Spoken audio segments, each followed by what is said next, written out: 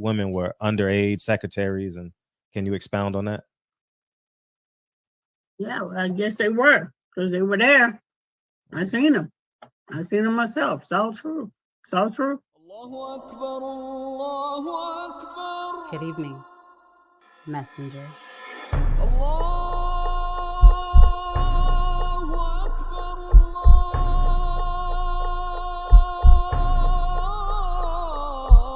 You convinced us that you were the last messenger.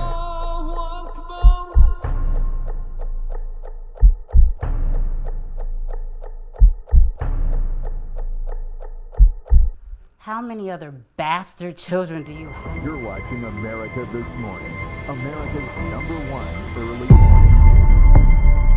Time after time after time, we are watching murderers go free.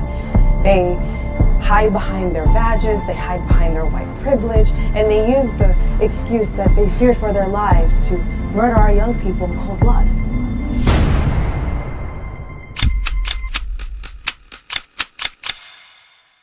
It's done.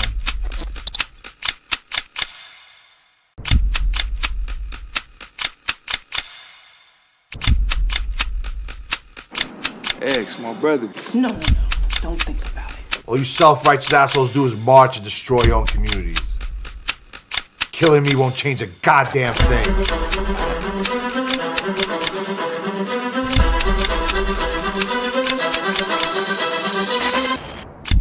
It's a lot different when it's a grown black man standing his ground.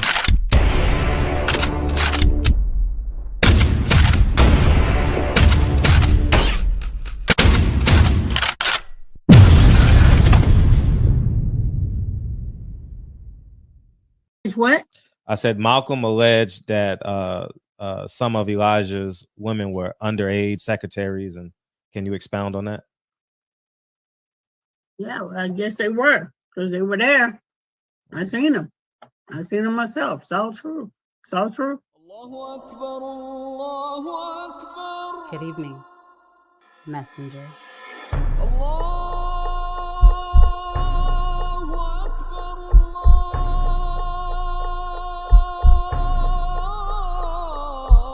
You convinced us that you were the last messenger.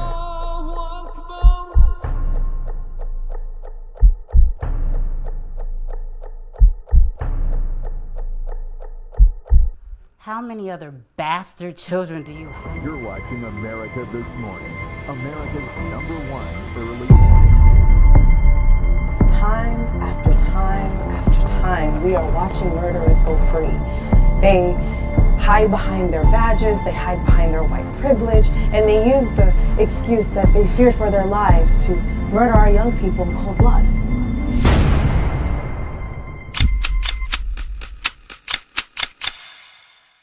It's done.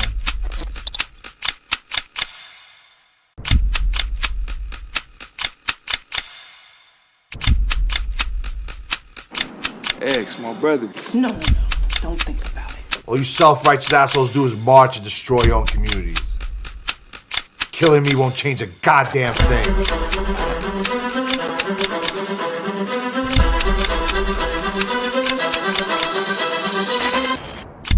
It's a lot different when it's a grown black man standing his ground.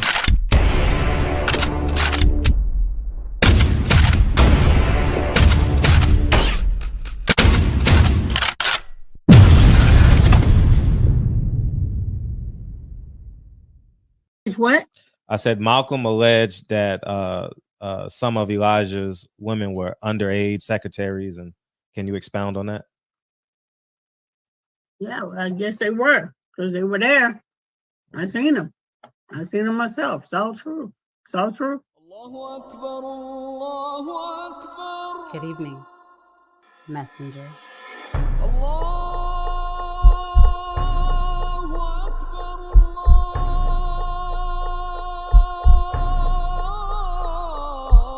You convinced us that you were the last messenger.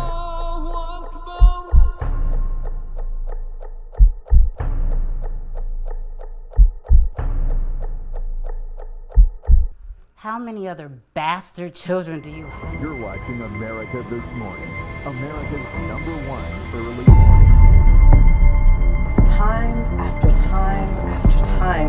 watching murderers go free.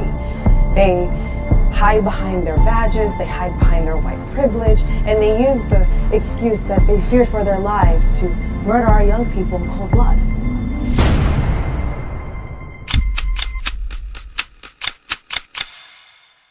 It's done.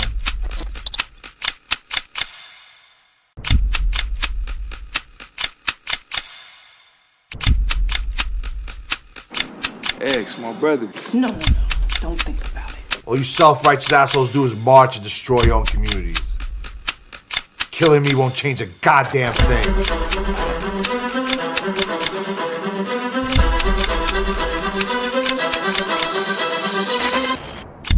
It's a lot different when it's a grown black man standing around it.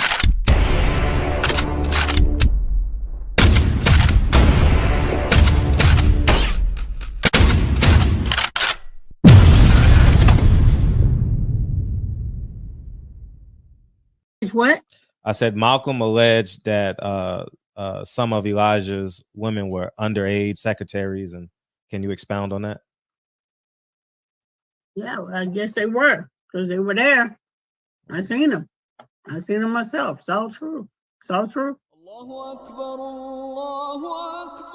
Good evening, messenger.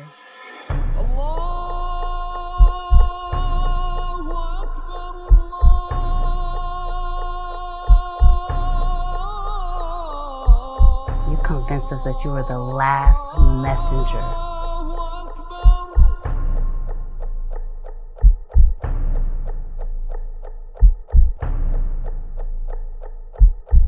How many other bastard children do you have? You're watching America This Morning, America's #1 early morning news. Time after time after time, we are watching murderers go free.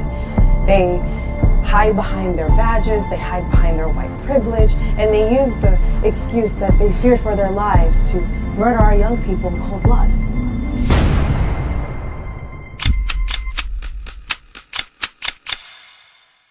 It's done.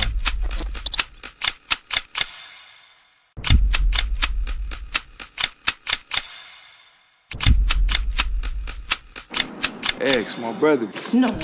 Don't think about it. All you self-righteous assholes do is march and destroy your own communities.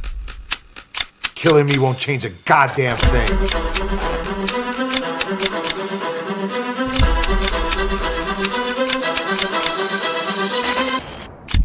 It's a lot different when it's a grown black man standing around it.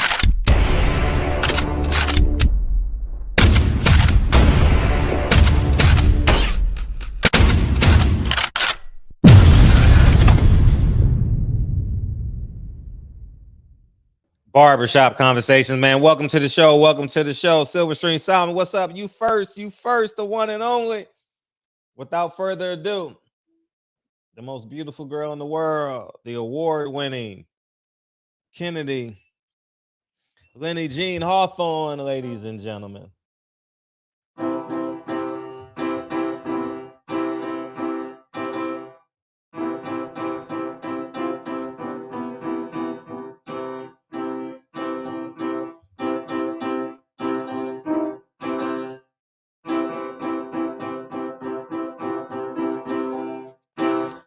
Kennedy, Lenny Jean Hawthorne. Yeah, what's up, Adolfo? What's up, Adolfo?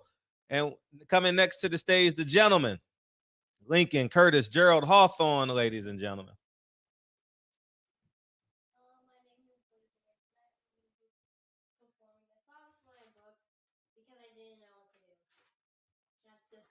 Play what you performed earlier. What was after dinner?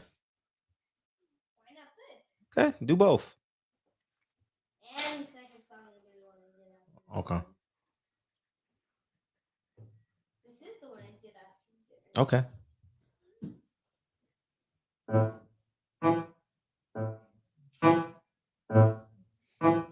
I need the rent sheets, the rent increase sheets.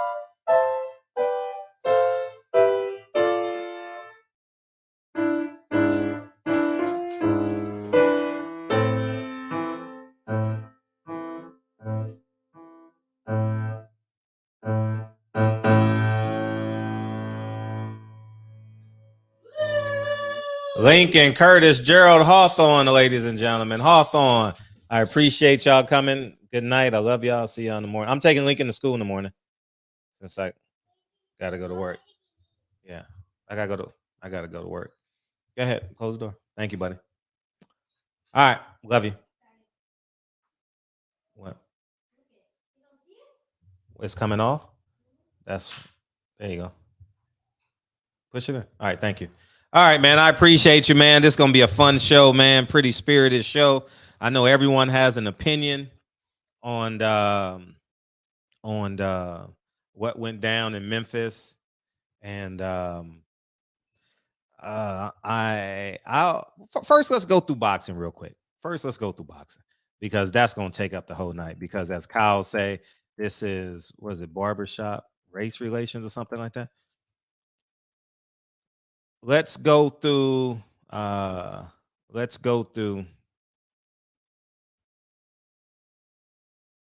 boxing scene. I like this segment of the show, man, because I don't go through it. I save it for the show. Tommy Fury. Yeah. Tommy Fury warns him. Yeah. Warren says he will talk to Aaron about making Yarde versus Joe Smith. That'll be that's a smart fight. And get it while the iron is hot. Bob Arum got to fill those dates. It makes sense. Brandon Figueroa, Mark My Cycle. I think I told y'all that last week. I figured that out from the Ellie interviews. He's fighting Brandon Figueroa, but another cheap labor fight. But here we go. It's a good fight, though. It's a very good fight. Brandon Figueroa is coming up in a matchup. But let's see who else is fighting on the card. Jarrett Hurd is fighting. He's back.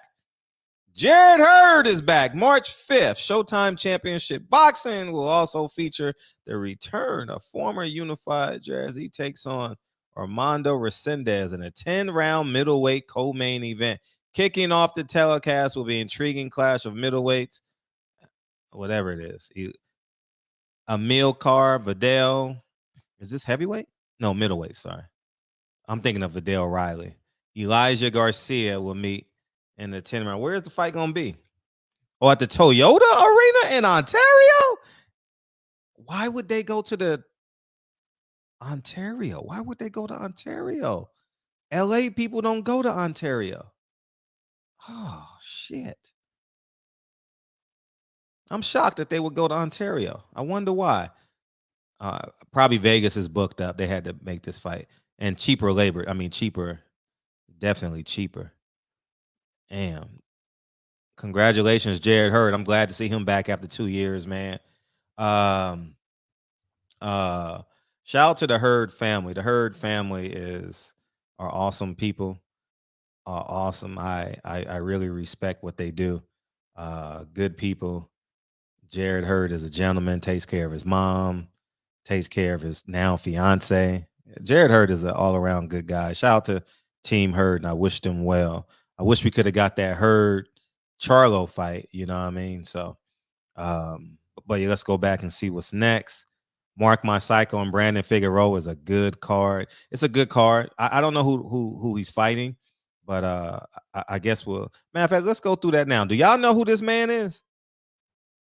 Do y'all know who Jarrett Hurd is fighting? Takes on Armando Resendez. Let's see who he is. It's definitely gonna be a soft touch, right? Armando Resendez. Who are you? Who are you, Armando Resendez?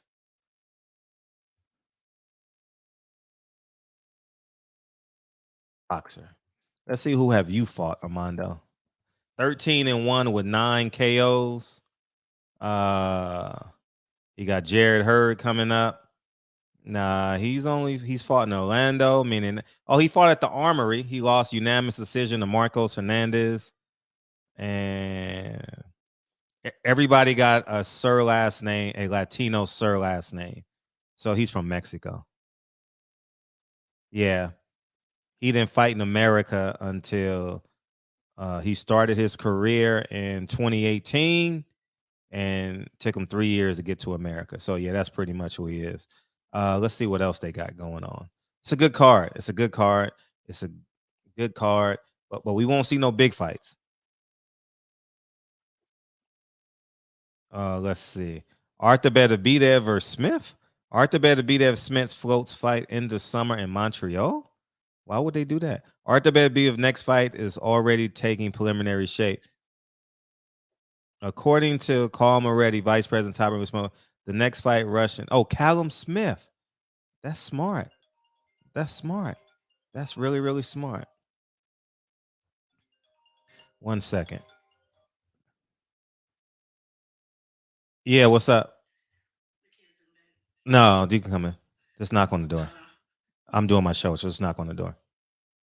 All right, peace. All right. As I told you guys, my sister is here. So I would love to see Kennedy's reaction to seeing Rhonda. My sister's name is Rhonda. So what else we got? Let's go back. This is gonna be a good conversation tonight. All right, let me put this in because I want to see the kids. All right, 1 second. I'll be back in 2 minutes. I want to see Kennedy's reaction to seeing my sister. She ain't seen her in a year. I said Malcolm alleged that some of Elijah's women were underage secretaries, and can you expound on that? Yeah, well, I guess they were because they were there. I seen them. I seen them myself. It's all true. It's all true. Good evening, messenger.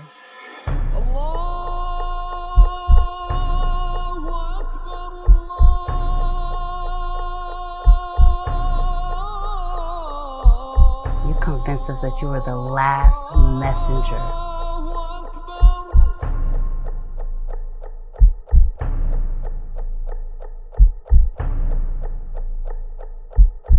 How many other bastard children do you have? You're watching America This Morning, America's #1 early morning. Time after time after time, we are watching murderers go free. They hide behind their badges, they hide behind their white privilege, and they use the excuse that they fear for their lives to murder our young people in cold blood.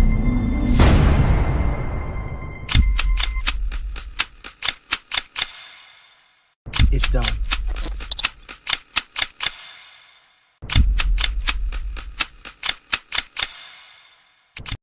All right, I'm back. Thank you guys for being patient with me, man. It's exciting times. Exciting time. I haven't seen my sister in a year. So where are we? What the hell did I just do?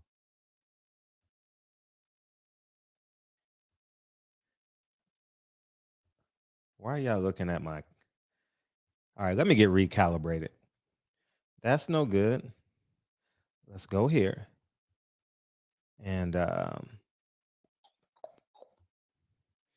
let's see what boxing scene has to offer. We back now. We back. Oh, that's what I did. Boxing scene, Amanda Serrano. Oh, she's fighting on the same card. That's okay. Let's see. Brandon Figueroa, good fight. That's a good card. Good, entertaining scrap. Blair Cobbs offer full retraction PD claims. Yeah, 100% certain on delivering Davis Garcia. They running out of time, though. Stankonia believes Spencer beat Thurman. Yada, yada, yada. So I think that's pretty much it, man. That's pretty much it, what we got going down with that. Hopefully everybody's doing okay. Now we back. So I saw the fight. I saw it on my phone. First, I saw it on this computer, and then I had to leave, and I ended up watching it on my phone. I wasn't really watching it. I was more listening to it because I was driving. And the fight pretty much went how I thought it would go. Maybe I would have had it in rounds sooner. I'm shocked. So many people gave Anthony Yarde a chance. I'm shocked that so many people believe that Anthony Yarde had a chance in that fight. But I understand the dynamics of boxing but Anthony Yarde muscles is too heavy for a 12-round. He can't go 12 rounds at the elite level. He has too much muscle on him. he can be as great as he want to be the first 4 or 5 rounds, but no amateur background.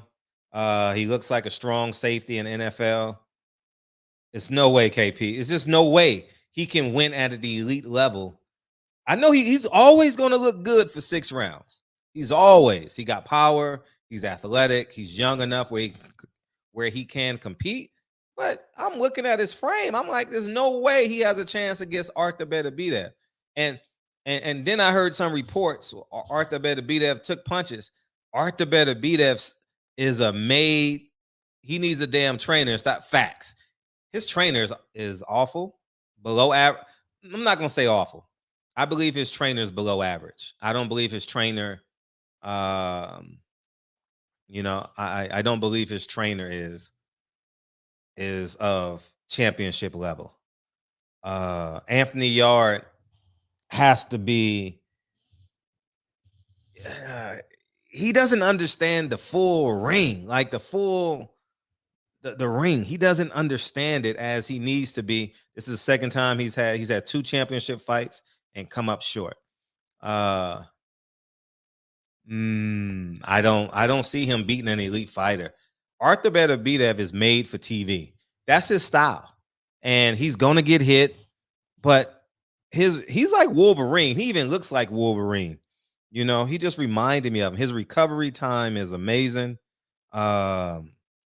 He is I'm very impressed with him. He is definitely a pound for pound fighter, top 10.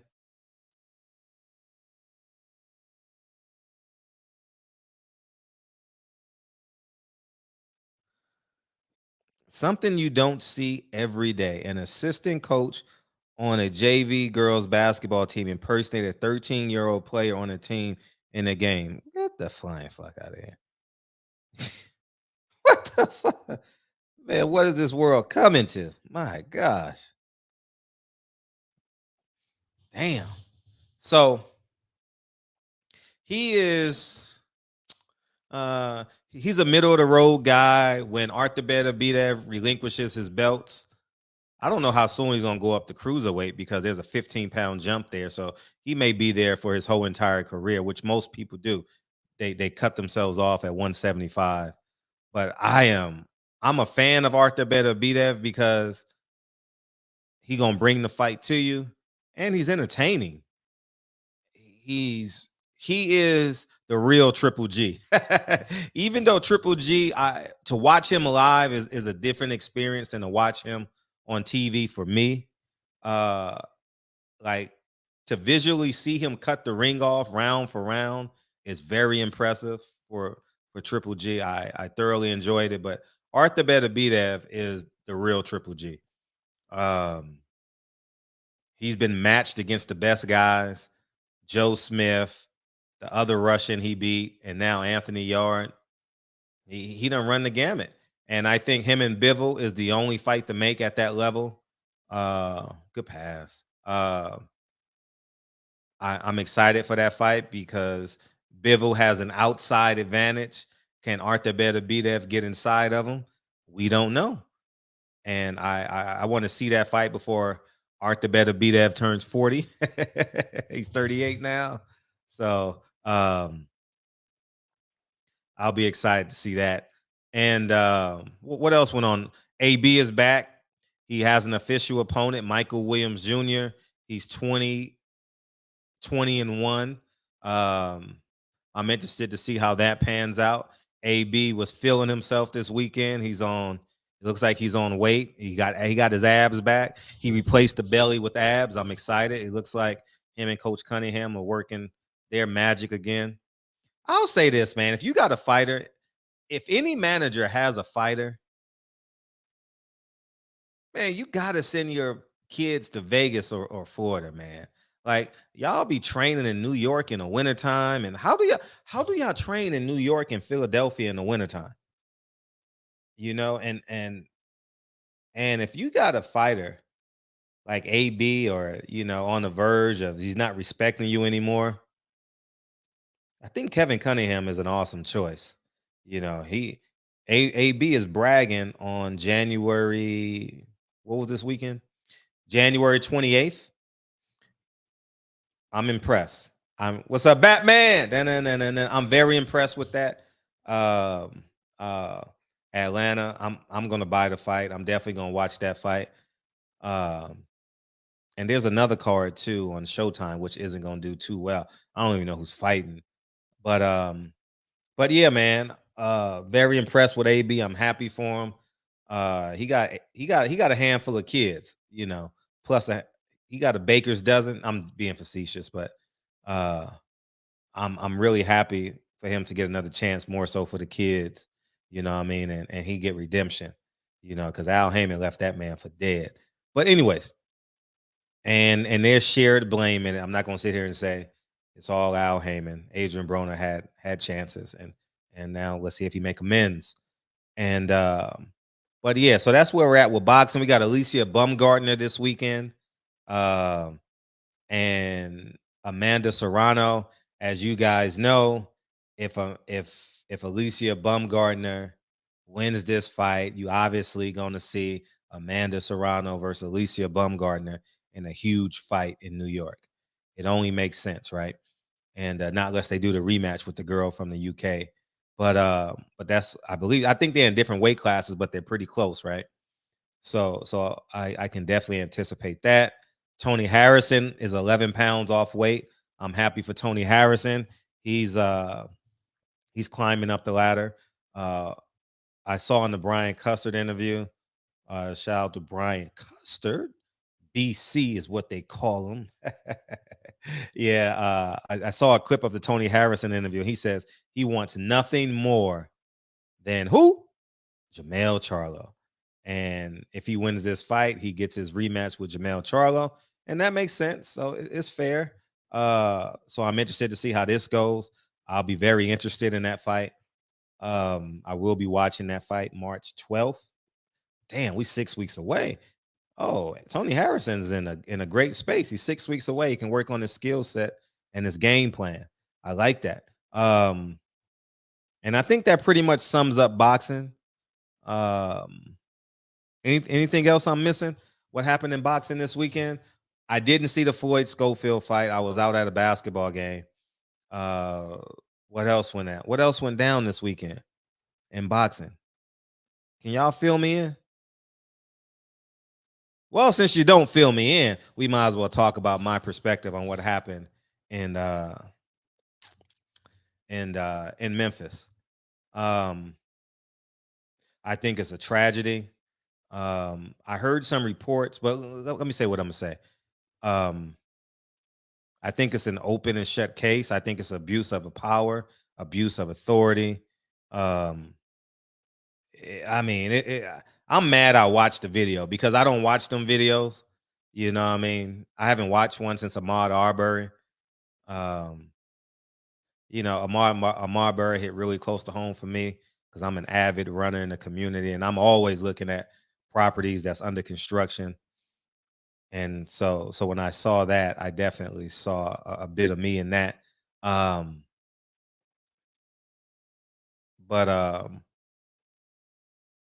Man, when I saw them beating him and spraying that man like he was not human, like he was a rag doll,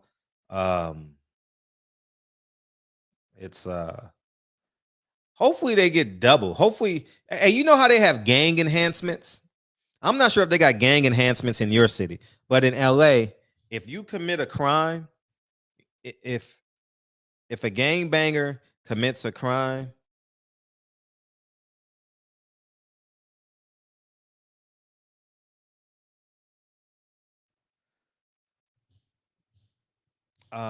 if the gangbanger commits a crime, they put an enhancement on it. I don't know what it is, but that they put an advancement on it.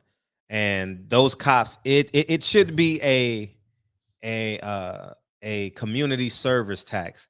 And what I mean by that is, if you are I was a teacher for 7 years, a police officer, a fireman, a judge, anything that's taking the taxpayers' money, right?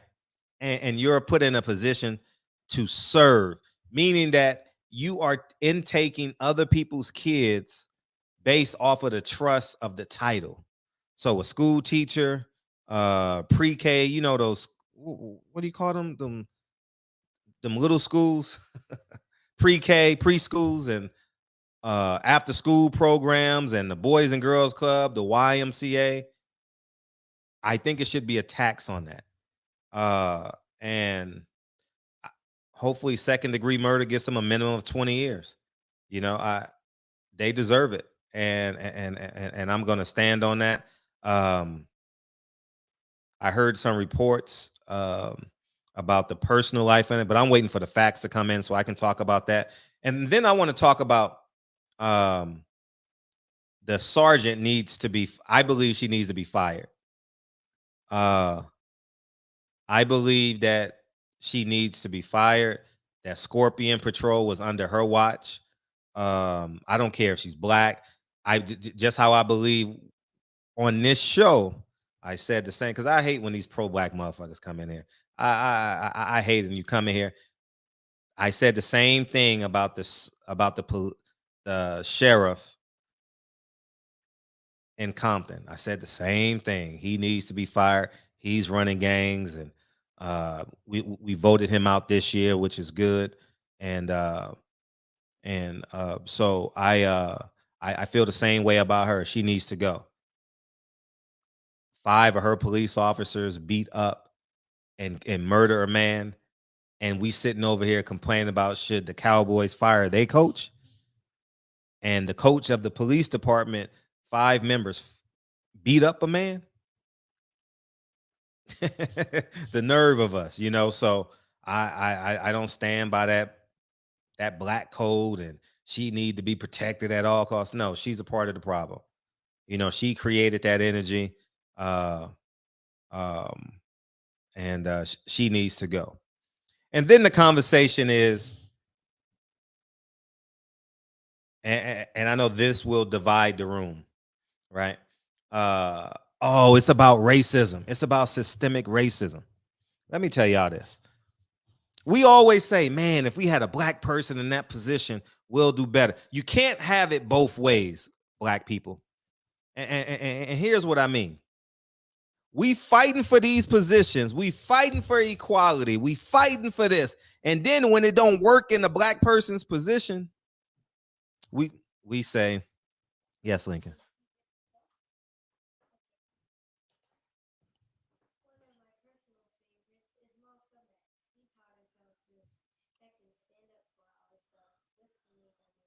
Yeah. Great job. Love you. Close the door. And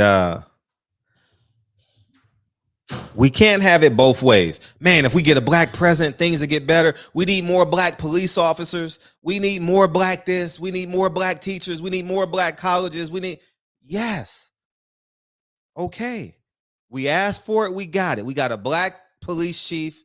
We got 5 black police officers. And I'm not going to sit here and allow people to say this is systemic racism. Oh, we can't defeat this system. No, I'm not falling for that shit. We had a black leader with black officers, and they had no regard for a black life. And this is what I talk about, and y'all get mad. Oh, you are cool. The lack of respect that we have as black men is alarming, man. The fact that we can't disagree, and this has been on this show too many times over. You can't disagree with a person on a cyber show. I want to fight you. I want to fuck you up. You this. I just disagreed with you. I didn't cuss out your mama. I've never disrespected your kids. You disagree with me because I think Earl Spence can beat Terrence Crawford. You want to beat me up now. You want to do harm to my kids. You know what I mean? And the fact that we allow it, like it is cool for a man to disrespect another man's kids. When did that become cool? Like, but let's digress. See, pro-blacks want it both ways, man. You can't have it both ways. This is a systemic problem amongst black men. It's systemic, man. We see it on this show at least once a week, and we see it on this show. Like, for real. Like the regulars, we see it on the show.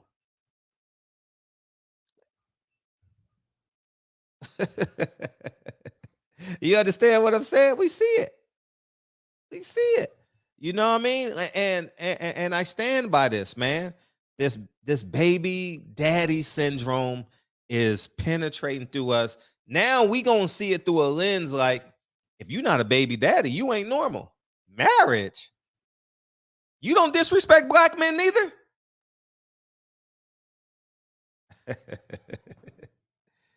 These are black men who have no regards for other black men's lives. And I'm going to stand on it. I'm not going back to, 1863. It was slavery and Abraham Lincoln and the Emancipation Proclamation. I'm not going back that far. They were hired by a black woman, I'm assuming. They were all under the age of 32. It was some vitriol there. It was some hate. It was some malice. Because and it was a gang. It was like a Crip beating up a Blood in a Fox Hills Mall. That's what it was like. It was, man. It was no different than that, than a lynching by the KKK and or a Blood in a Crip. It was no different. And this is why I stand on what I'm saying. And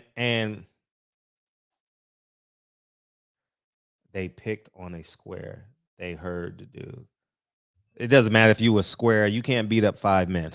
You could be a square. You could be He-Man. You could be the team captain of the football team. You could be prom king. 5 police officers with guns and mace and pepper spray. Good luck. What if, I'm not having this conversation. What if the police officers were white? That's what a black man is going to say that feels inferior to white people. Right and wrong is wrong. I'm not playing what if. I don't have to play what if. You play what if. Because I don't see white people greater than me. Yes, young man.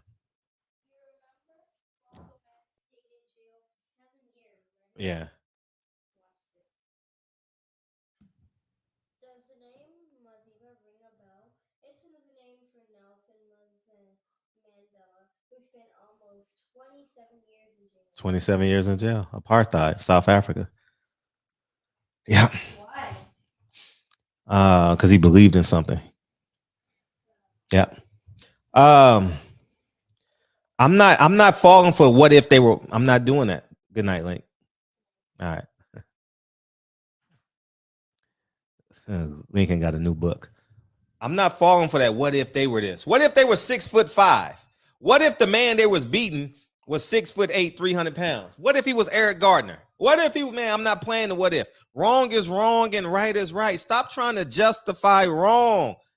If a white person can do it, then a black person can do it too. If a white person can't do it, then a black person. See, we're still 3/5 of a man. No. I'm not falling for that shit. I'm not falling for that shit. I would never in my life treat a black man in that manner, the way those 5 black men treat. Never in a million years. I don't even think about it. Don't even think about beating a man. Come on, man. Kicking the man and spraying the man and kicking the man and spraying the man and kick. No, I don't even, my mind doesn't even go that far. It was so inhumane watching it. Like you know how you turning and watching it and you turning and watching it. And thank God it was only 50 seconds, man. You know what I mean? And thank God half of it was walking and whatever it was. I do want to find out how it started. I really want to know how it started because I want full context because I'm just interested in that. I'm very interested in the full context of what's called. Yeah, and I have no problem with Jason Whitlock's comment. Matter of fact, I'm in support of what Jason Whitlock said. It's a problem. He took my talking points too. It's a problem. He didn't take it. It's a talking point that needs to be magnified, and he has a bigger platform, and I'm glad he's talking about it. This baby mama culture that these black that these black baby daddies are avoiding, and we're allowing it to be an avoidance. It has to be said. And then dumbass Sierra. Let me take my time with dumbass Sierra.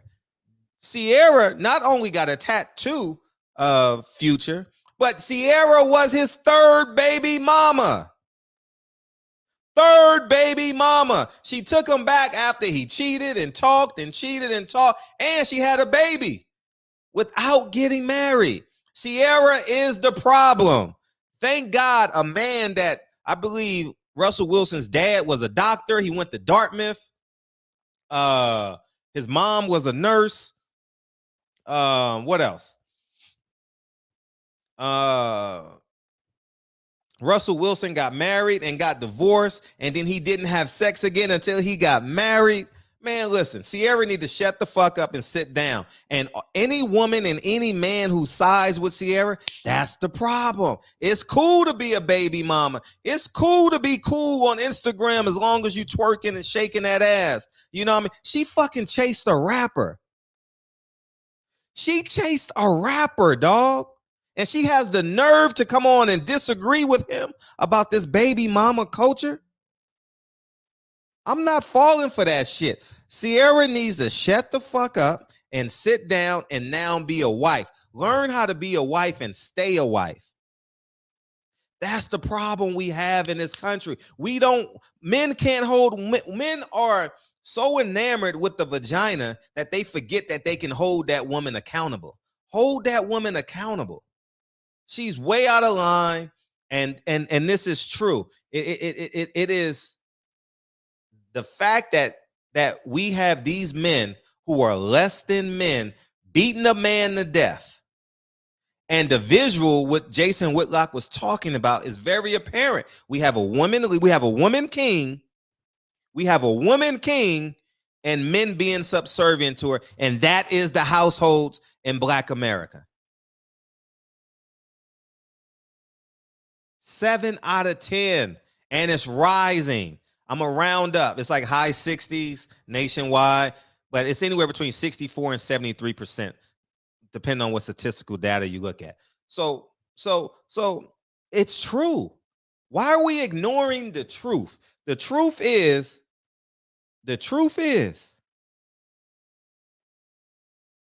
what you got?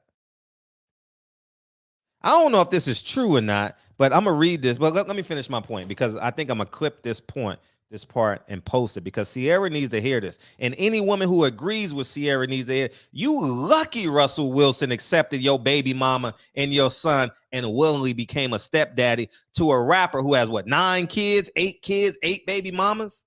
Y'all went to court. You sue him, he sue you, because you're immature, you're ignorant, you're a liar, you're a fraud. Sierra is a fraud before she met, but now she's not a fraud because she's living under the protection and the leadership of a God-fearing man.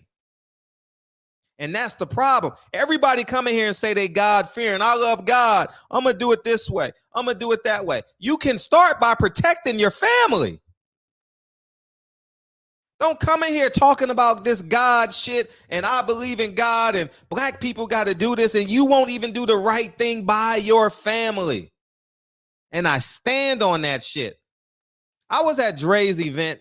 We celebrate Chinese New Year, and everybody was leaving. It was about 50 people there. I don't want to be exaggerative. It was about 50 people there throughout the day. You know how people come and leave, but total about 50 people. And it was like 4 generations. She has an uncle that's 100, an aunt that's 94. So it was like 4 or 5 generations, literally 4. I'm looking at literally 4 or 5 generations, right? And check this statistic out in Dre's family. On her Chinese side, she has a Japanese side and a Chinese side. Not one of her cousins, not one of her family members had a child out of wedlock. I says, damn, that's my entire family, Dre. Damn. Her family is the exact opposite of my family. I am a living example of the debauchery and the treachery. And I'm sitting with my sister. It's me, Dre, Link, because Lincoln get out of school early. It's myself. Rhonda's my sister's name. Y'all gonna hear her name a lot this week. Rhonda, Dre, and Lincoln, and myself. And we're sitting just reminiscing because she came in late last night, so she was real tired from her flight. And I said,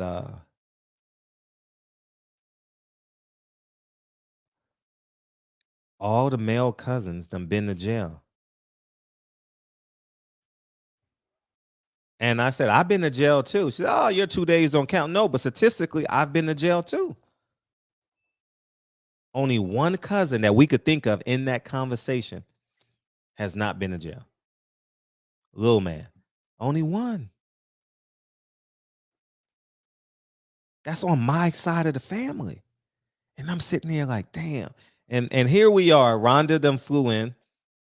My sister them flew in, and my niece to come pick up my nephew. As I guys told you, he's supposed to get out of jail on today, but he had a misdemeanor in Inglewood, so he got to do 3 more days. So he has a court date Thursday morning. So we'll see how that goes. But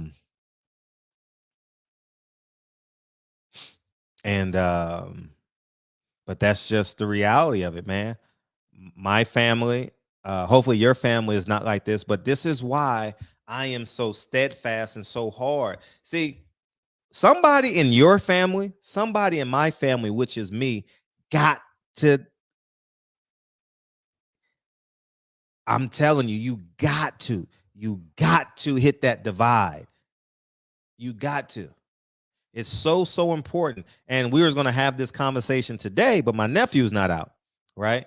So I'm telling about the integrity of our family. We gotta reestablish integrity in our family. We have to. And I think my sister and I are at a space in our lives where we understand what discipline and accountability is. And it's beautiful to have conversations with my sister now. What the freak of nature? And I think it's time in your family, and I'm talking to specifically Black men. Call up Jason Whitlock. Yeah. He did great. I saw that clip on Instagram.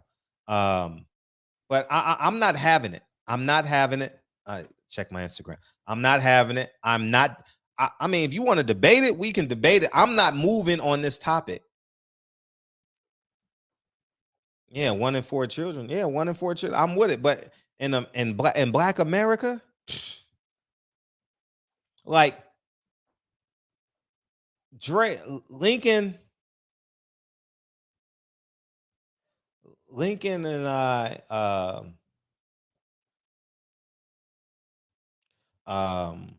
here. I mean, y'all could beam in. Beam in and have the conversation. The data is the data, and you can't refute it because it's all across the board. You can use blackstatistics.com. You can use the FDA. You can use whatever you want to use. You can use whatever you want, but the data is the data. And this man, let's see what you sent me. Oh, you ready? Yeah, beam in. The link is in the chat. The link is in the chat.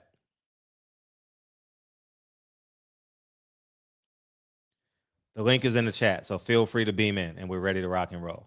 So, but yeah, man, it's so we got a guest tonight for 10 or 15 minutes, and then we'll get back on what we have at hand. But I'm not bending on this topic, man. I'm unwavering on us being accountable in our homes and in our families. And if your family is not as a part of the statistic, I'm proud of you and your family. And now the next step is to marry that woman. To marry that woman. You understand what I'm saying? and have a beautiful family, and and because it's a beautiful thing when you see parents supporting their child.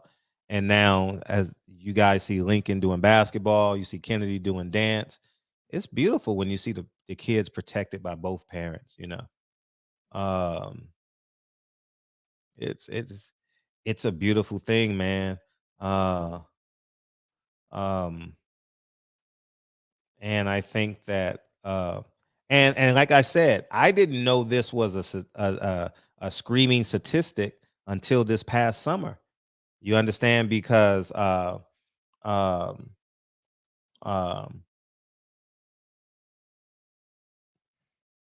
all my friends take care of their kids, man, you know. Um but this baby mama culture that's a living alive and well in Memphis. And then when you look at the statistics of the city, oh, you guys open up another window and look at the crime statistics in Memphis. And keep in mind, Memphis is 65% black. So we're just going to scale it, everything, all things being equal. 65% of the crime are by black people. Let's just leave it there. It's probably more, but let's just leave it there. Okay. And you're going to fully it is just insane, dog. Yo. And it's scary. It's scary.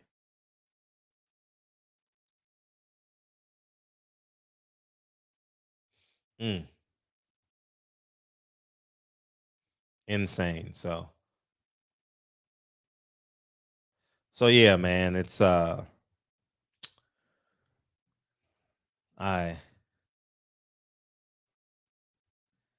I'm ready when you are.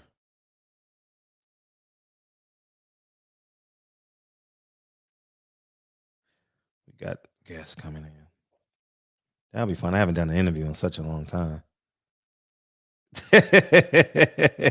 It's been a long time. I shouldn't have left you. What's up, Drew? What's up, Drew? What's going on, Fred? How you doing? Hey, man. I'm good, man. What you got? I just finished studying. Got my first CPA exam in about 3 weeks. Oh, yeah. Yeah.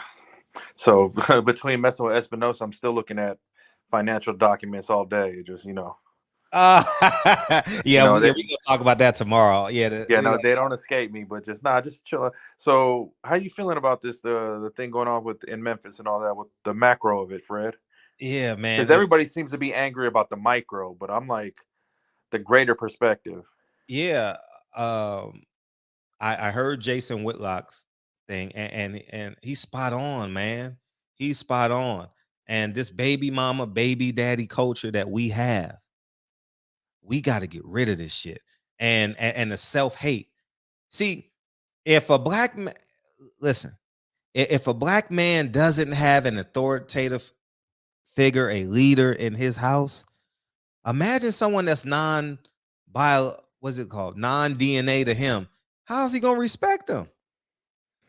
Exactly. And if you pull up the data, Fred, people don't like to talk about this. When you pull up the data on who's out of all ethnicities, races, socioeconomic, whatever the fuck, when you pull up the data on which fathers are the most engaged, it's black fathers. Yeah.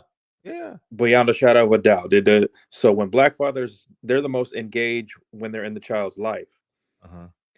So we can say there's there's a concerted effort to divide that unit, because if we look at it, every group of people has intraracial violence with each other.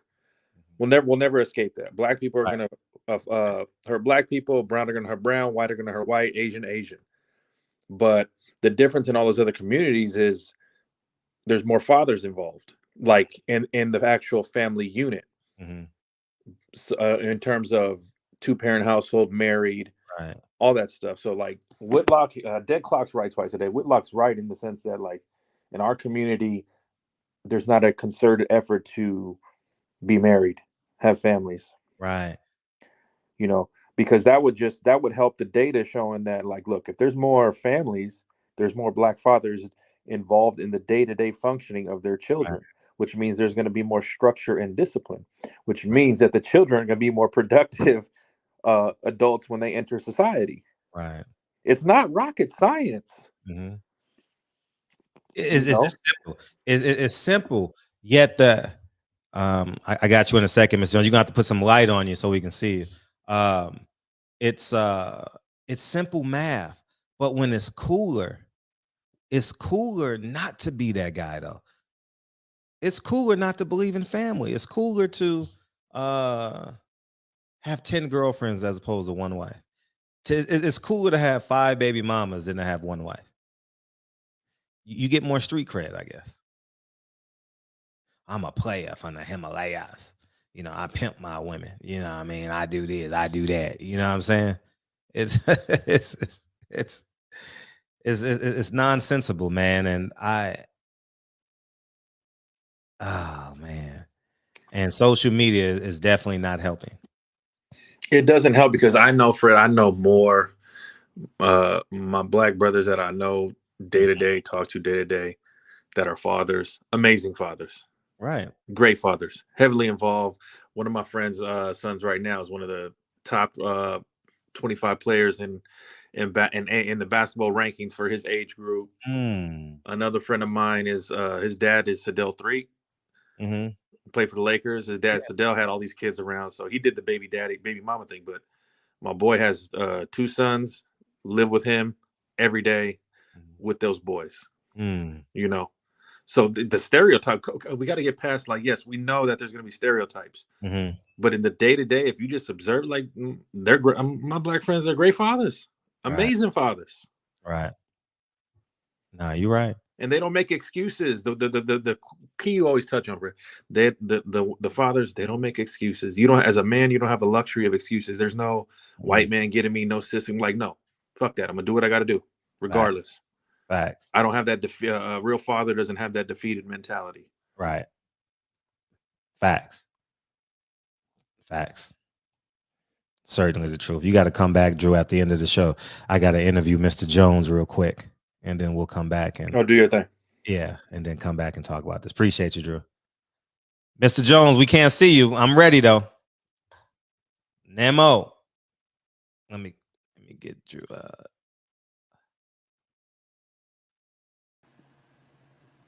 We can't see you. Oh, hold up. Yeah.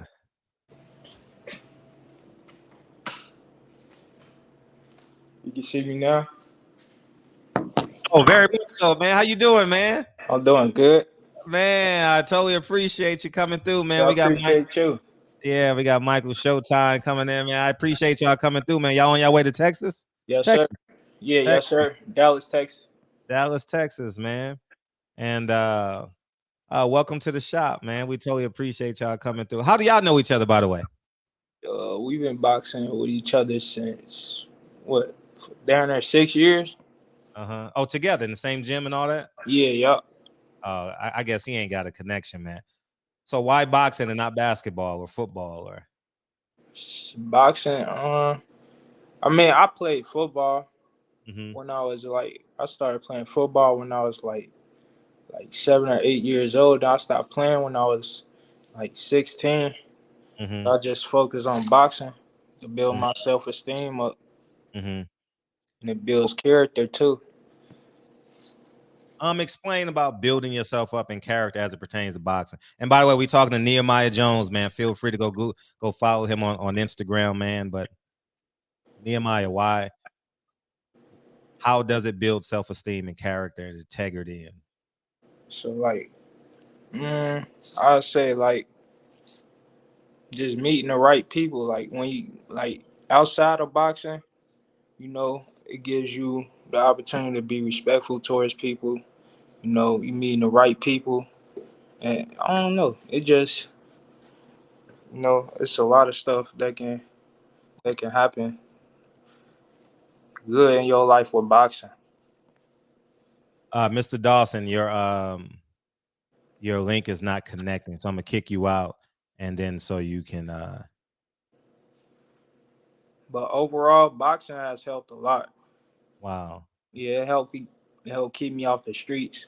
You know, because where I come from, where I come from, a lot of kids don't make it out by the age, like, cause I'm 23, so a lot of kids don't make it to see my age and a lot of stuff that I got going in my life. So I'm grateful for this opportunity that I have going to Dallas, Texas.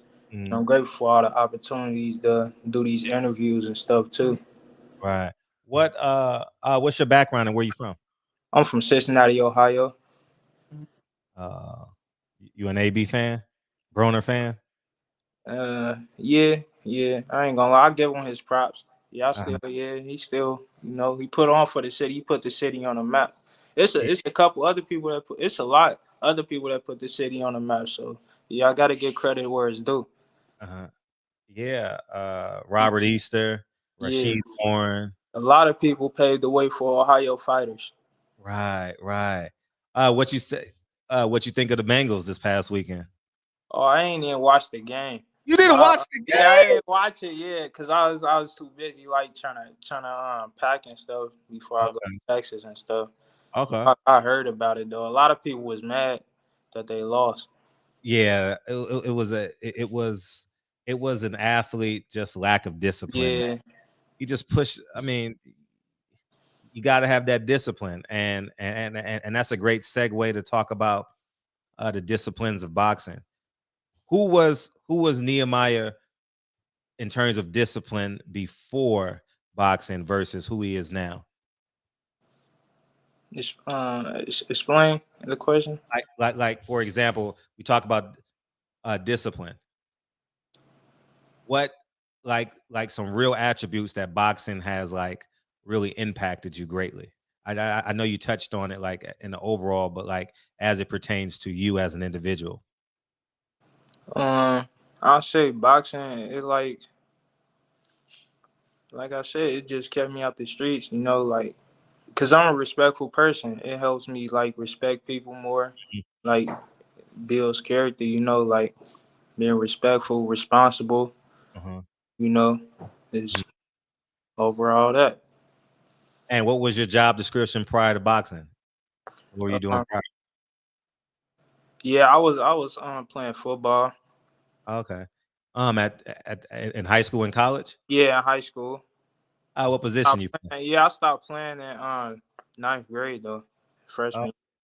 Yeah, I just focused on boxing. Oh, focus on boxing. Hold on, let me bring in your boy. He from Cincinnati. What's up, Mr. Dawson? You from Cincinnati too? What's going on, man? Yeah. Yeah. Nah, I'm actually from Indiana, but I'm born in Indiana, but I'm raised in Cincinnati. Okay. Yeah, so, how's y'all two relation? I know y'all don't spar. Do y'all spar together? Yeah, we spar a lot. Oh, y'all spar together? Yeah. Oh, you got a bad connect, Mr. Dawson.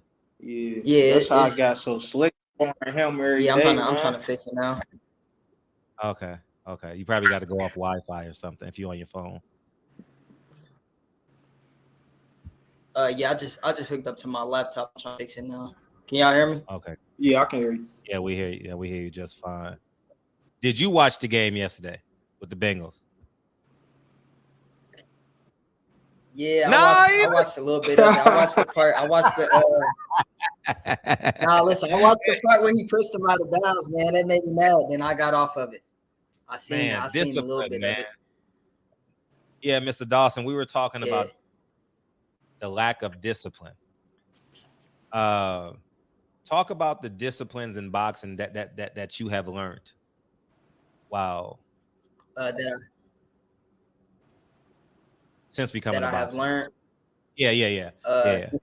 Well, I've been boxing basically my whole life. So it's really, I mean, I could tell you that what boxing has taught me, as far as discipline, it taught me, to be the best, you got to put in the work. So you got to discipline yourself. You got to make sure you stay away from the wrong things and stay doing the right things. Right. Yeah, you gotta know how to focus yourself into what you want to do. With boxing, it's a lot of competition and it's a lot of people that want to be number one. So to be number one, you gotta have discipline. You gotta go days that you don't eat bad foods or eat certain foods. You got to train every day. You got to do certain things. So you got to be disciplined. It taught me a lot, really. Right. What weight you fighting at? Right now for this competition, me and Nemo, we got a competition coming up. I'm gonna be fighting 147. 147. My walk weight, but when I turn pro, yeah, 147. When I turn pro, I start at 30. I'm gonna start at 145 because my body, more.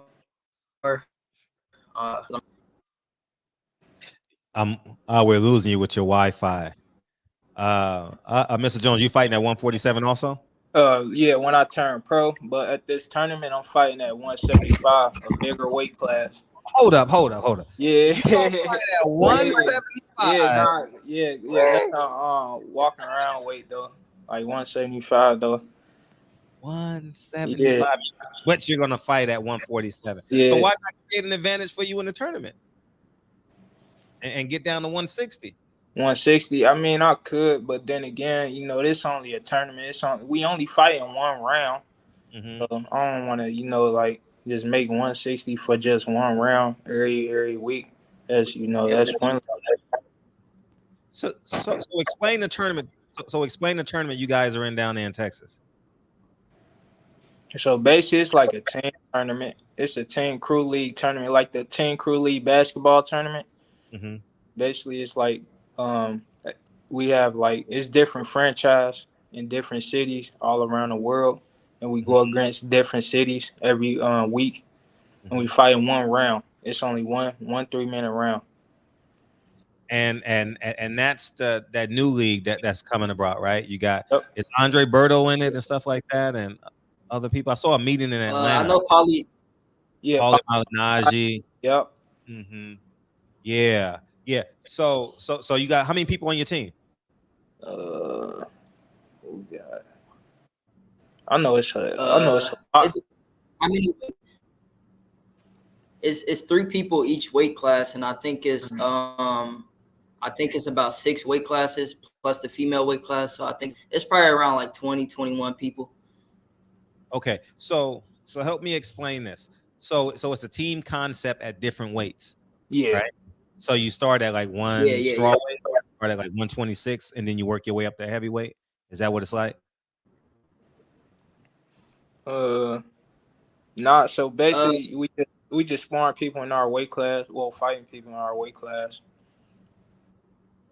And so whoever wins the most rounds wins the game for that week. Yeah. So basically, like, if I was to fight, I fight at 4. If I fight, it would be like it's 3 C's. So it's the number 147, the number 247, and then it's the number 347, which is a backup. And the coaches, they got to strategize. They got to strategize who they want to put against the other team. So say I was the number 1 seed, and I will be fighting the other team. They could put their number 2 seed, or they could put their number 1 seed against me based on strategy and skill matchup. And basically, if I was to win my fight and my other teammate was to lose his fight, or my other teammates were to lose my fight, it wouldn't really matter that I won because it's a team concept. So the team has to win the most fights for us to win a bout against. How many points is a win? Is it 7? Like you got to? Is it like 12 rounds or? So each division do 2 rounds each. Yeah, 2 rounds. Yeah, I think it's 2 rounds each week. Yeah, it's 2 rounds each week. So you got 2 175s, 2 147s, right? Yeah. And so whoever comes up with the most points, period, wins. Do you get more points for a knockout? So if you get a knockout the whole week. Yeah. So if you knock someone out, do you get more points for that? I would think so. They really didn't go over it with me. Nemo might know a little more, but I would think that you would get more points. Do you know Nemo? I think they said. I think they explained it in the meeting. I think they said if we do get a knockout tournament, I think it is like a little bonus, right, for our team. Right. And Nemo, what did you think of the Arthur Beterbiev and Anthony Yarde fight? Did you watch that? First, I should say, did you watch the Anthony Yarde fight? Man, yeah. I seen that little highlight when I seen the highlight when he got hit with that overhand right. Yeah.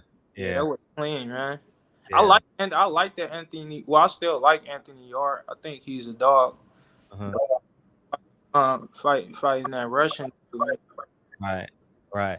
Yeah, he's training up. He's a hell of a fighter. I think his muscles are too big, though. He like a heavyweight, man. Like he got too much muscle to go 12.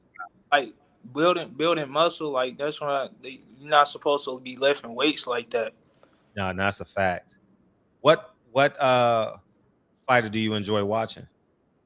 Gervonta Davis. Gervonta, why? Yeah, his uppercut, man. I like his uppercut, man. It's like when he hit him with that uppercut, bro. He bad. Yeah, man. I love his uppercut. I be trying to mimic that uppercut when I throw it. Yeah, and Mr. Dawson, Tank Davis or anyone else? I actually like to watch. I like my all-time top. I'll say my top 5. I like Prince Nassim. I like Emmanuel Guskus, Sweet Pea. Recent fighters, I'm probably leaning towards Boots because his style, his Right.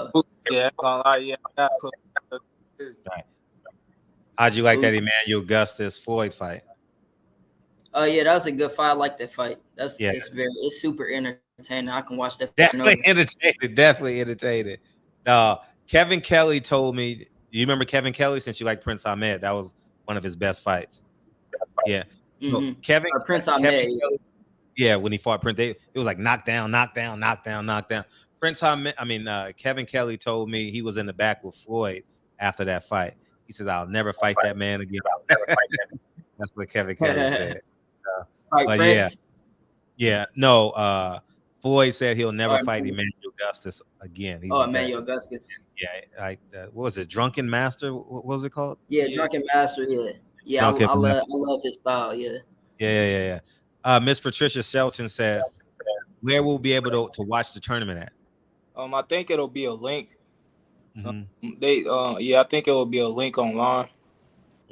Yeah, and they also have an Instagram page, Team Combat League. You can follow that page, and they should keep everybody updated because they are trying to get it more out there. So, Team Combat League on Instagram, and you can also follow our other Instagram for our team franchise is Dallas Enforcers. Instagram. I think that's going live too. So, what do you think about Earl? Since you said Dallas, Earl Spence, Terrence Crawford. Do y'all guys have an opinion on that? I don't think that fight gonna happen no time soon. But if it do, I got Earl Spence. And you, Mr. Dawson? It's a hard pick. Yeah, because they both good fighters. Like if you picture it in your head, you really can't pick a side because it's gonna be a super tough fight for both of them. But at first I was leaning towards Terrence Crawford a little bit, but I feel like Earl Spence will probably break him down. Yeah, a little better than Terrence Crawford to break Earl Spence down, just because the way Earl Spence fight. Right. But like I said, I really can't pick a side. I'll just be happy to see that fight happen and see who comes out on top. But Earl Spence is moving up to 54 to fight Keith Thurman. I heard that. I'm not sure. They haven't confirmed it yet. Yeah, they haven't confirmed that fight, so I'm uncertain if he's going to do it or not. But I wish that fight was. If they fight, I would hope it to be at 47. Yeah, 47. Who would you pick? Who would you be on? I have Earl winning. Earl. Yeah, I think Earl foot pressure and just his ferocious body attack. Body attack, yeah. I think he'll break Terrence Crawford down a little better than. I think so. Yeah. I think so. I think he's gonna have to be leery of Terrence Crawford counters. You know, Speed. Because if you watch the Ocampo fight, Earl got hit with a counter left. That was so long ago, but still. Yeah. When you go into when you dig into the body, Terrence Crawford will probably figure out the timing by the third or fourth round, and he's on the counter Earl, you know, and I don't know how much power Terrence Crawford has, but Earl's gonna get hit with a counter left a few times in that fight just because he's going to the body. So we'll see how it plays out. But I got Earl when I actually got Earl stopping him late 10, 11. Yeah, I can see that. Yeah. I can see it going either way as well because they both great fighters. So, you know, I'll just be happy to see it actually happen. Yeah. So what's your background, Mr. Dawson? As far as boxing? No, just life in general. So basically, boxing is basically my life, really. You know, it's cliche as that sound. I've been boxing since I was 3. So I really haven't really done nothing. I played basketball in school, but I actually got kicked off the team because I had a boxing match on game day, and I went to the boxing match. So I got kicked off the team. I played football a couple times, flag football. I played regular football. I wrestled. Yeah, I can see that. Yeah, pretty. My background is really just boxing, honestly. You have any siblings? Yeah, I have a lot of siblings. I have about 16 siblings. What? 16 siblings? Yeah. Wow. 16. How many of them box? Same mom and dad, or? No, from same mom and dad. I have 2 siblings. Mm-hmm. She had 3 kids. My 2 older sisters, and then me. And the rest of them is from different mothers, but I'm the only one that box right now. I'm probably the only one that box. Only one that's going to box, yeah. Someone asked, is Anna Dawson your grandmother? Anna Dawson? Yeah. No, not. Yeah, they might be related though. He's on Ancestry.com trying to look you up. You know what I'm saying? You have any siblings, Mr. Jones? Yeah, I got 3 brothers. Yeah. Yeah, 3 brothers, 3 little brothers. Are you sure? Yeah. 3 little brothers. Yeah, I would say a sister, but you know that's like my little sister. Okay, I definitely respect that. So you got 16 brothers and sisters, so stepbrothers and stepsisters. I say about. Why about? You know, you start to lose count a little bit. I gotta sit down and actually count them out. Yeah. But I don't really feel like counting them all out. Yeah, because we always have conversations about like black fathers in the house, you know what I mean, and how essential it is. Did your father inspire you to box? Yeah, my father, he actually boxed. He is actually a professional boxer. Yeah. And then he went to prison. Mm-hmm. His career got cut short, but he put all his skills and everything. He took all his time out and put into me since I was born. So yeah, he actually started off the boxing for our family, and I'm just taking it over. You know, following his footsteps. That's so your relationship is like A1 boxing, definitely. Yeah. A1 boxing, son first, coach second. I mean, son first, boxer second, but yeah, it's A1 boxing basically. How's that dynamic? Having a father that is your coach. It actually works out. It worked out good in my opinion because you know the chemistry with your coach is everything. Like Nemo, he been with us for a minute, and I say my dad, he kind of like a father figure to him. So their chemistry is as good as me and my dad's chemistry is. You know, we like brothers. So yeah, and he keep me motivated because we started it together. So it motivated me to see the top, so I can bring him to the top bring him to the top and my family to the top. So right. Yeah. So is it they take only amateurs or pros? The team combat league. Both amateurs and pros. Okay. I'm gonna turn this heat off. Okay. And we got Dad finally made it in. Hey, what's up, Dad? Hey, how you doing, man? Hey, man. It's we got Dad finally made it in. Well, you got another window. I think. Hey, what's up, Dad? Junior, you got another window open. I'm getting back. Yeah, you got your phone on, Pops. Huh? Yeah, you got another window. You got another window open. You got another window open. You gotta close your phone on, Pops. Yeah, background feed.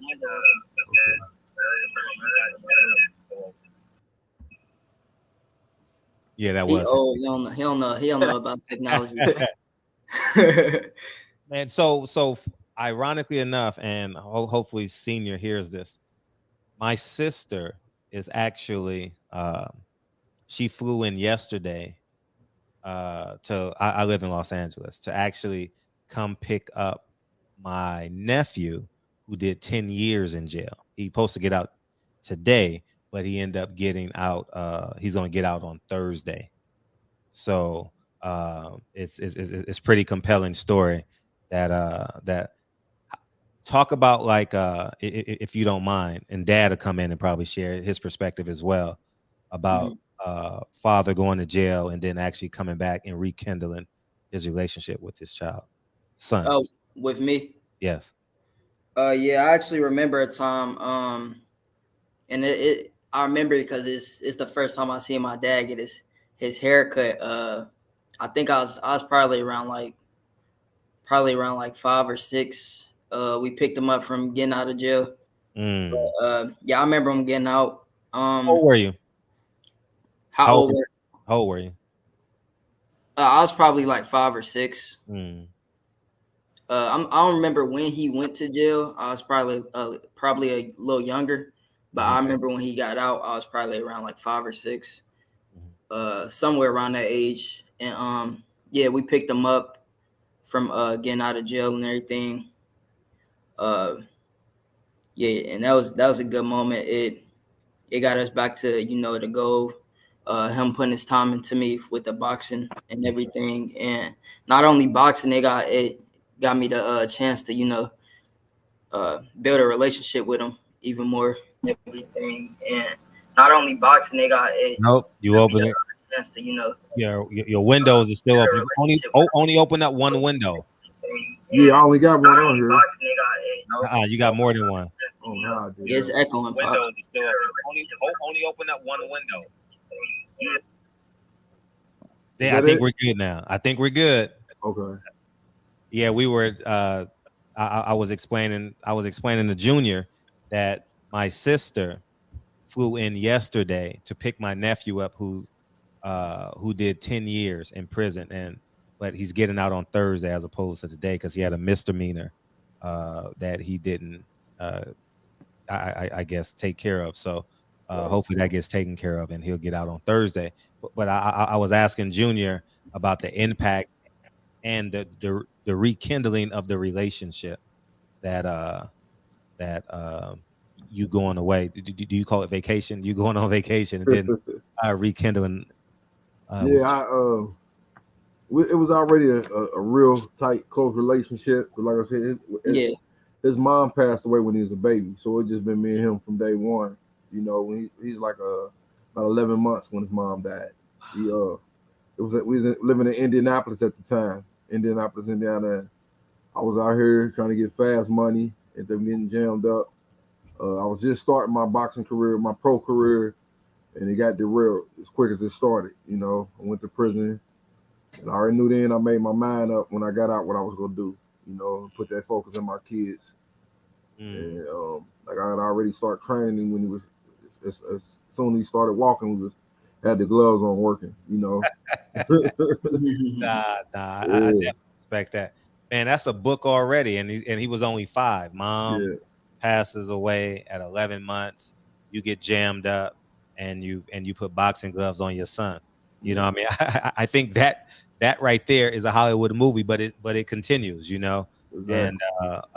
and you've added to the fray. You got Nehemiah Jones up top, and talk about your relationship. It's real close. Nehemiah been with us for about 5 years now. You know, we started at another gym all together before we moved. Me and my man moved back here from Tennessee. We moved to Tennessee for a while, came back to Cincinnati, went to our old gym. Then I decided to go ahead and branch off from Mike Stafford and open my own gym back up. And we ended up bringing Nehemiah Jones with us. He was over at the Cincinnati Golden Gloves gym out here in Cincinnati, and he it seemed like he worked better with me and man, you know, than the other coaches. He came along with us and been with us for the last 5 years, like family now. Right. And Mr. Jones, speak on your perspective of your relationship with Senior. So yeah, it's basically like he like a father to me. Him and man like my brother. So like we've been together since the last 5 years, going on 6 years. Outside of boxing, we do like family stuff. You know, we just locked in. Yeah. Right. Now, did you grow up with your father, Mr. Jones? So my dad passed when I was 11 years old. Really? Yeah, that's one of the reasons why I started boxing too. Is when I was in middle school. Yeah, when I was in elementary. You know, he passed away. He got murdered when I was 11 years old. And he was supposed to take me to the boxing gym a couple of days before he died. And so, like, probably like 2 months after he died, I just said, forget it. I'm going to just start boxing. And I just stick to boxing ever since. So you use boxing to transfer that pain, or? Yeah, I started boxing. I actually started boxing because I kept getting bullied in school and stuff. I wasn't a fighter, you feel me? So, and plus I was a quiet kid because I ain't like to fight and stuff. So I just started boxing to build my self-esteem up. Wow. So, Senior, man, you took on the task, man, and how rewarding has it been for you? Excuse me? How rewarding has it been? It's very rewarding. Like I told my son, man, I don't expect nothing out of it except for them to succeed. You know, I'm not looking for anything out of it. I just want my son to be successful. I want Nehemiah Jones to be successful, as well as the other kids that I'm training. It's anything to keep them out the streets and for them to be able to have a future. You know, take care of their siblings and remaining family members. That's really my goal. As long as I can keep them, like I said, if you leave nothing behind in this world, at least leave a legacy. You know, right? That's my main goal right now. What's luring the children to the streets? It's a lot of things going on to the streets. They blinded by a lot of stuff going on in social media now. You know, that's the biggest. I think that's the biggest problem right now. So much with social media.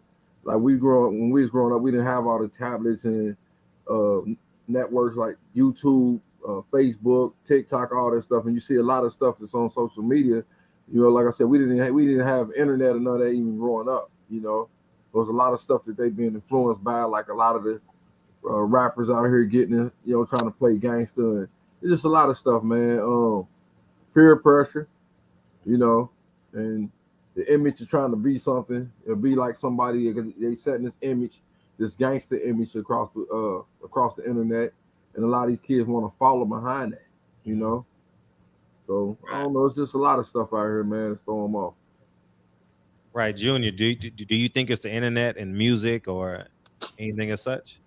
Yeah, I think it's just the world we live in. Honestly, it's you know, everything is basically violence nowadays. You know, it's only a certain it's multiple outlets that kids can go, but it's not a lot of mentors like my dad. You know, that help the kids out here. You know, I feel like if we have more mentors out here, more coaches, you more older people with, wisdom and stuff. I feel like a lot of kids are be in a better situation that they is now, but it's a big world. It's always gonna be kids going the wrong way.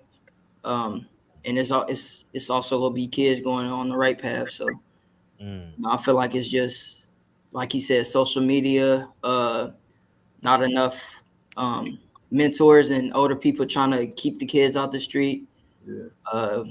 Nobody really cares as well. A couple people care, but not a lot of people care about the youth. Changing and getting on a different path. It's so many different sources. Can't really pinpoint it. It's a lot of different sources. Right. Senior, because I'm about to have a conversation with my nephew. What's 2 or 3 questions I should ask my nephew? He just did 10 years, I believe, for robbery. First off, what plan? What is his plan when he come back to society? What's his next? What is he gonna do to keep himself from going back to prison? Right. That's the main thing. And what's his future goals? You gotta have a plan. And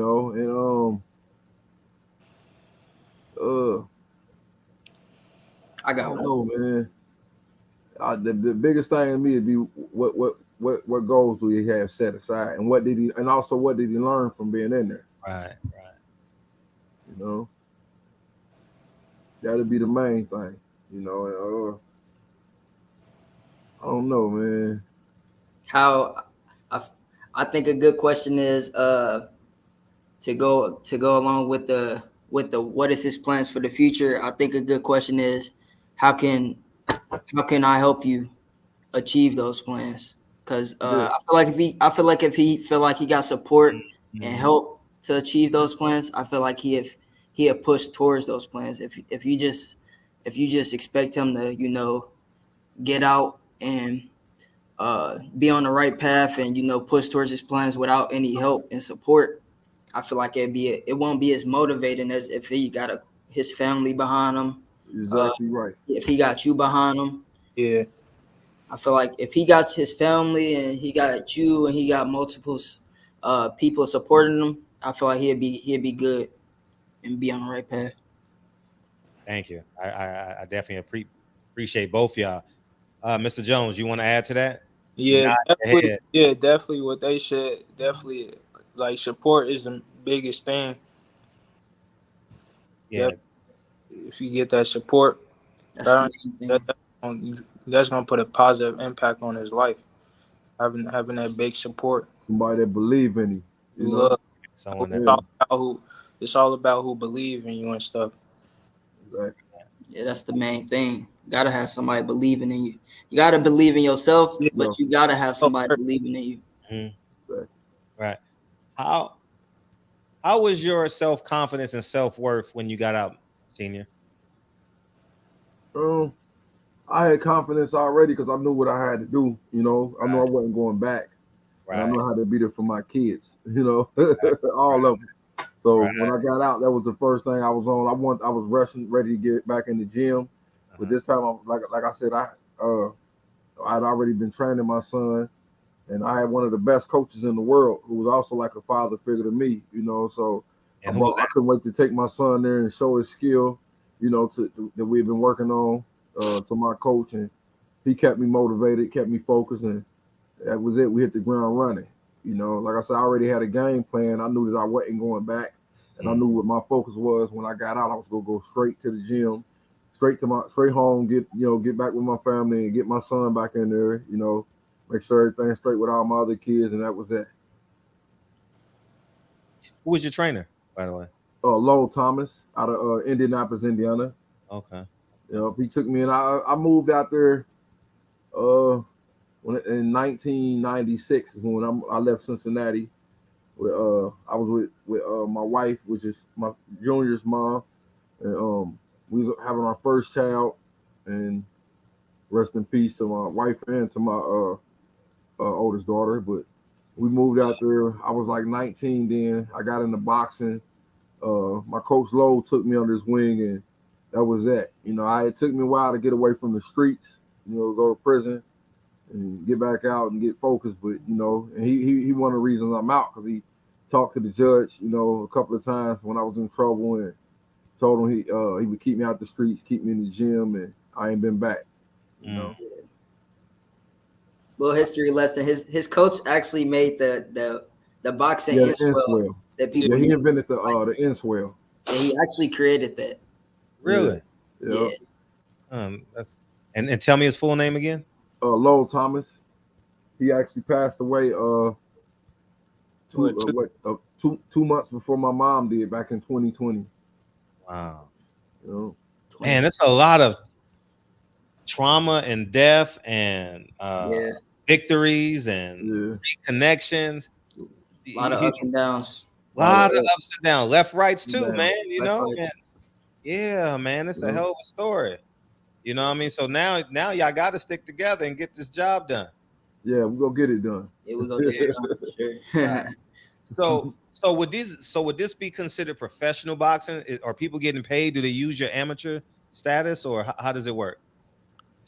As far as the league, yes, the league itself, yeah. It doesn't go towards your amateur or your pro record, because it's only one round, so it doesn't go towards your pro or your amateur record.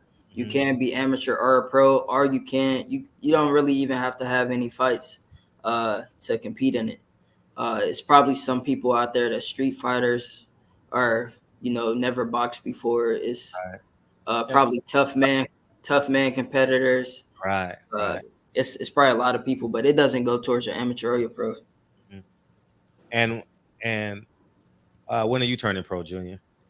I plan on turning pro right after this competition, the month after this competition, because it's time. It's about that time to get started. I just turned 21, so it's about that time to get started. Are you going to choose to go the independent route, or are you going to you would like to sign with the nation? Me personally, I feel like for my first couple fights, I feel like I would want to go the independent route. I feel like I want to have control over my career starting, but you never know if the right opportunity comes and it makes sense, of course, then we'll probably go that route. It's all. We actually got a lot of people looking at him right now. A lot of big names been looking at him and Nehemiah both. So we plan on going pro in August. Both of them making their pro debut in August, right after the tournament. Like I said, we got a lot of major people looking at us. The thing is, right now, we got to sort them out, and decide what we want to do, who we go with, and if we go even deal with anybody in the beginning, So it's a lot, decision and choice making, and doing a lot of research, Right. It's definitely a tough decision, especially when you have options, But in the interim, you still can build your career and get them W's up and use social media. And you said you want to start at 130, 135, Junior? Yeah, I wanted to start at 130, but my body has been growing a lot, and I tried to compete at 130 in one of my tournaments, but I just felt drained. So I think I want to start at 35. I think 35 would be a good weight. Is Tank the best, or Devin, or Shakur, or 35? It's hard to even tell because nobody really find each other. I feel like you can't really say who the best is until they fight each other. Right. Because they not find each other, so it's like you never know who's the best. Because skills make fights, right. And you never know how Shakur fight against Devin Haney.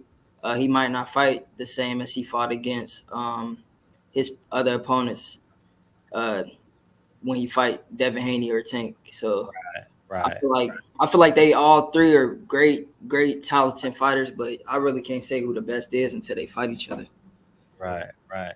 And Mr. Nehemiah Jones said, "I'm gonna lose 30 pounds and fight at 47." Yeah, because I feel like like the way my body built, I feel like I'm gonna be strong at 47. I feel like I can be strong at 47. I know I can be strong at 47. I know I dominate that weight class, dominate at that weight class. Even at 54, I know I can dominate at that weight class because at nationals I fought at 156, and I came down from like 170 to fight at 156. Exactly. And I was dominating. Seeing where would you want them to start? 35 and 47? Is that 35 and 47? And I know they both can do it. Nehemiah, that's what we was talking about with Nehemiah, is getting down to 47 because he got the frame and the height, to get down to 47. It's just this tournament came up, and it was also the timing of the tournament, So we rushed them on the plane the same day we got the information about the tournament. We was on the plane like a couple of hours later. Well, they were, I put them on the plane like a few hours later, and they flew down to Dallas, to compete. They both made the tournament. And that was that, but we was in the process of go bring his weight down and prepare him to go ahead and make that pro debut. Him and that man. So, but they had to go down there, and it, like I said, the tournament was in certain weight classes, and them being at the weights they were at, they couldn't go in the lower weight classes, so they had to go in the class up, above, because that man naturally he's not even 147 right now. He might be walking around at maybe 42, 43 right now, but that's not the weight class he's actually in. He's like 39, about to go down to 35, but he's in the tournament at 147. But I know he's gonna dominate it, because that's how I train them. They spar people 10, 20 pounds over, 2 weight classes above, and they dog walk them every time. That's how we work. So in closing, where can we watch it? Is there a link? Is there a website? Do we pay? Where we at with it?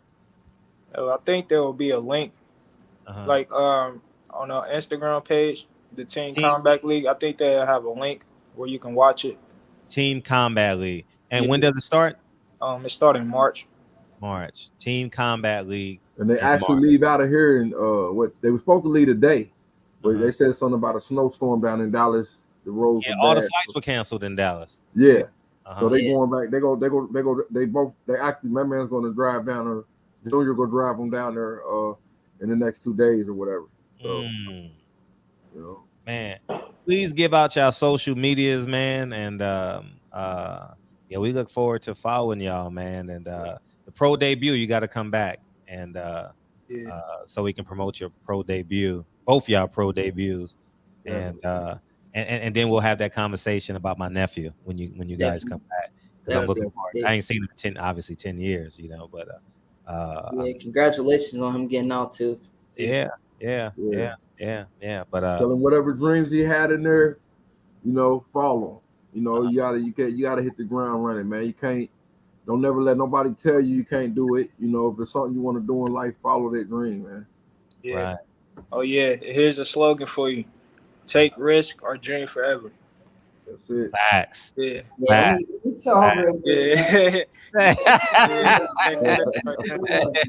That's such take a risk or dream forever, man. Nah, that's powerful, man. Definitely powerful. That's Nehemiah's clothing line, by the way. Yeah, it's called Risk Route. Yeah. Say it again. Risk Route. And you have a hoodie, so okay. I got Nehemiah's clothing line, by the way. Yeah. Okay. No, we gotta go support that. And please give out your social medias and come back, please, and let us know how the tournament went, or just to come back and give us the link where we can go watch and support y'all. And also the when you guys turn pro, please come back and we'll promote that for sure. Definitely. Yeah. My social media is Showtime BST, which is Blood, Sweat, and Tears, but I just shortened it into Showtime BST. So yeah, that's where y'all can follow me at. It's on Instagram. I really don't have a Facebook or anything, but I am starting a YouTube channel. I'm gonna be vlogging while I'm out in Dallas, so good. You can keep progress of everything that's going on down there on YouTube. But I'm gonna post more information on my Instagram when I set it up. Right. Yeah, my social media, it's an Instagram page, Capital Punishment Boxing. And, it's another capital punishment out of like PA somewhere. We the truth. So you know what I'm saying? If you get on there, you see 2 capital punishment. You'll see a picture of Junior with his belts, and you know that's the page right there. Right. And Mr. Jones, y'all can follow me on Instagram at king_Nemo_Rambo, and then y'all can add me on Facebook at Nemo Jones. Absolutely. And is capital punishment a play on you going to prison and boxing? No. Oh, okay. No, I was just thinking that. I was just thinking. Okay. All right. Man, thank you guys for coming in, man. I appreciate you, man. It's all love, man. Please come back. A week no doubt, man. If y'all got the energy, come back a week before and your pro debut. It'll be fun. Definitely. Appreciate that all the time. All right. Yeah. Peace. That was fun. I got some info on and I appreciate you putting it in the chat. So but yeah, man, I needed that. So obviously be supportive. What are his dreams? And it felt good, man. I miss doing interviews. I miss doing it. I did an interview in so long. It's been like 4 months since I've done an interview. Me and Mr. Muhammad just talk. You know, that ain't no damn interview. We just be talking. But yeah, man, yeah, man. Everyone deserves a second chance, sometimes third chance, man. Malcolm X is a man I admire, and you guys know he did close to 7 years in prison. You know what I mean? So yeah, everyone deserves a second chance, man. That's so important. So yeah, so as I get more information, I'll definitely share it with y'all, because I know I'll get information when they fights come up, and I'll gladly share it with y'all moving forward. And yeah, we got some young talent, man. That's exciting, man. Young talent, pro debut coming up. They got people tentatively looking at them. That interview was excellent. I appreciate it. I got to get back. That kind of. I'm glad I did that, man. Thank you for hitting me up, man. And because I really ain't reached out for an interview in so long, man. You know, I've been saying I'm gonna interview Bob for 2.5 months, and I just don't feel like sitting in front of the computer. But that kind of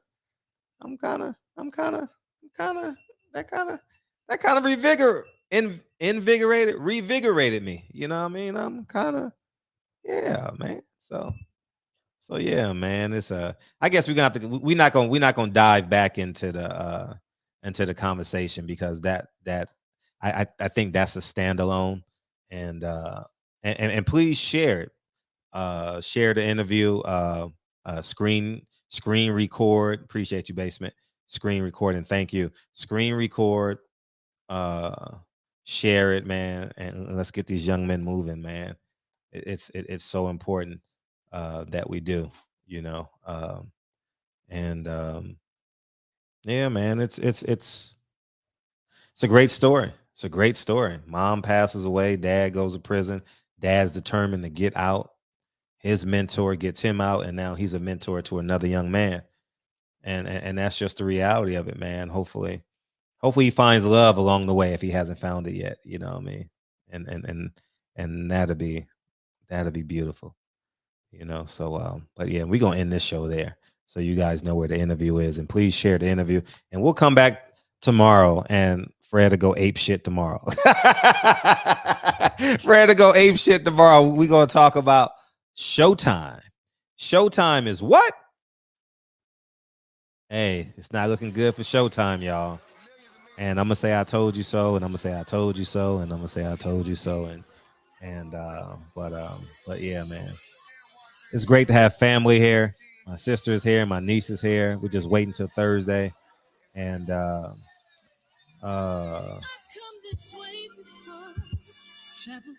I'm excited just to have pieces of my family back, man. You know, and because one decision, it like, oh, appreciate you, Bird, man. We just have to agree to disagree. Like, even if my nephew goes to jail at 20, he went to jail at 21, it offsets the whole family. Now I have a sister who's praying and rooting for her son off the decision he made. And no, he didn't have a father in his life. I didn't have a father in my life. I did what I could. 21, 31, 14 years. So he was 21. I was 33 when he went to jail. I did my part. He stayed with me when I lived in Whittier. He stayed in my apartment for a short period of time, but he had a problem. Appreciate you, Mr. Dawson. He didn't respect authority. And for those of you who didn't know me then, didn't know me now, Fred is really disciplined. You know, I got a cool personality and shit, but I'm disciplined, you know, and at 34, I would say about 30, he was like 19 when he stayed with me for a couple of weeks. And he wouldn't come home on time. So I would lock my door and he had to sleep on the balcony. You know what I mean? Like, get the fuck out, you know? And so we're going to see. We're going to restart this engine. And you guys will know Thursday in the show because we'll have a show that night. And he'll be here. So maybe I'll have him come on the show if he wants to come on. I taught special ed. I was a history major, though. And maybe if he wants to come on the show, I'll have him come on the show. But yeah, man, so that's why it's important, man. Y'all men, be fathers to your kids, man, because I was in college. I couldn't raise no child, and you know what I mean? Males are so important. Males are so important.